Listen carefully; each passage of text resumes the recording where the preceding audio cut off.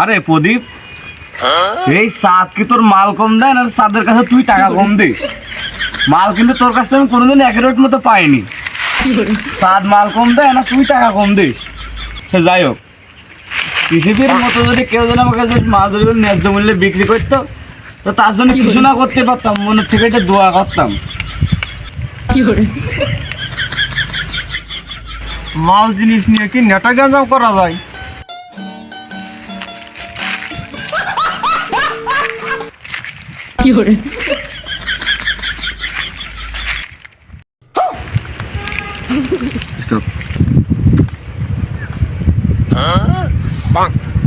আমি একটা স্টুডেন্ট মানুষ, আমার পকেটে গ্যাস লাইট কোন কায়দায় রাখবো কদিনই? তুই স্টুডেন্ট মানুষ আর আমি তো ছাত্র, তুই গ্যাস লাইট রাখবে না তা আমারই রাখতে হবে। পড়িও তো আমরা এক ক্লাসে। তা ও শালা, দাঁতটা মাজবা, স্টুডেন্ট সাথে রাখবা না, মানুষকে চাইয়ে বেড়াবা। হাই, গ্যাস লাইট পকেটে রাখলি আবার মারবে না? ওই এমনি 16 প্লেটটা গ্যাস লাইট হারালে আমার দোষ হয়।